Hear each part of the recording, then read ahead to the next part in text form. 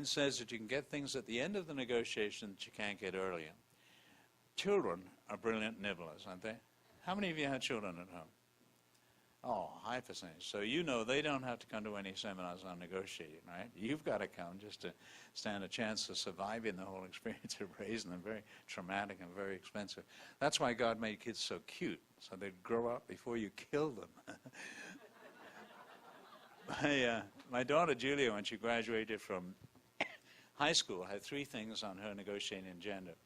We have a funny custom in the United States for you Australians.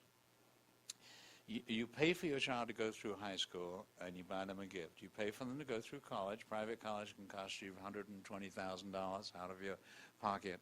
And when they graduate, you have to buy them a gift.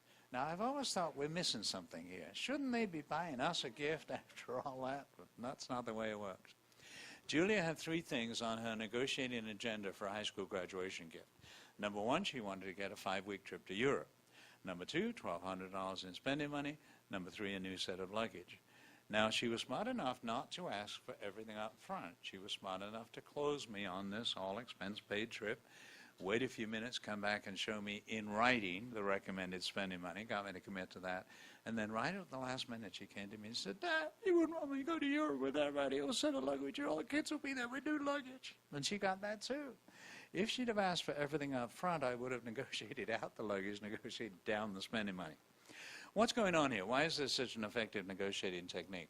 A couple of psychologists did a study up at a racetrack in Canada. They were studying the attitudes of people immediately before they placed a bet versus immediately after they placed a bet. Now, what they found out was before they placed a bet, they were uptight, anxious, unsure they were doing the right thing. Now, once you relate that to a new customer, your salesperson is trying to convince them to switch suppliers, go with them, uptight, anxious, unsure they're doing the right thing. The minute they made the decision to go ahead and place the bet anyway, their attitude changed completely. Now, all of a sudden, they wanted to do things to reinforce the decision they had made earlier and were tempted to go back and double the bet before the race started. For example, you may sell a product and part of what you sell is an extended service warranty on it. The salesperson presents that to the customer, and the customer says, no, we don't need to invest in that. I know there's a lot of profit in that. So rather than lose the wholesale, they back off of that. But if they knew about nibbling, having reached agreement on the sale, they would say, can we take another look at the extended service warranty? I don't recommend it for everybody, but I really, really think it's important for you to do. It is the right thing for you to do. People are not persuaded by the amount of logic you give them. That's why engineers can't sell. They keep piling the logic on. They're persuaded by how well you can communicate the intensity of your feelings on a subject. I really think this is the way for you to go. And you've got a good chance of them saying, oh, well, all right, if you think it's that important, sure, let's take another look at it. So always nibble for something you couldn't get earlier in the negotiations. On the other hand, look out for people nibbling on you. There's a point in the negotiation where you're very vulnerable, and that point is when you think the negotiation is all over. I bet you've all been the victim of a nibble at one time or another. You've been selling a car or a boat. You're finally feeling good because you found the buyer. Pressure and the tension of the negotiations is drained away.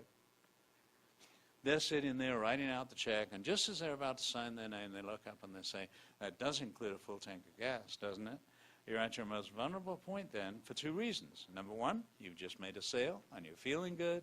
When you feel good, you tend to give things away that you otherwise wouldn't. Secondly, you're thinking, oh no, I thought this was all resolved. I don't want to have to go back to the start of this thing and renegotiate the whole thing. Maybe I'm better off to give in at this point on you. Now, your salespeople are not going to come back to you and say, wow, that was such a good negotiator. That buyer slid that nibble on me, and before I knew where I was, I'd agreed to include the freight on this. No, they're going to come back and say, well, I made the sale, but I had to include the freight in order to get it. So you've got to train your salespeople to look out for people nibbling on you at the last minute. The counter gambit is to gently make the other person feel cheap, penurious if you prefer. You've made the sale, buyer's calling down to get a purchase order number for you, puts a hand over the phone and says, oh, that does include the freight, doesn't it? Your competitors include the freight. And the counter gambit is, oh, come on, we worked out a terrific deal here for you. Don't make us include the freight too, fair enough? Gently make them feel cheap.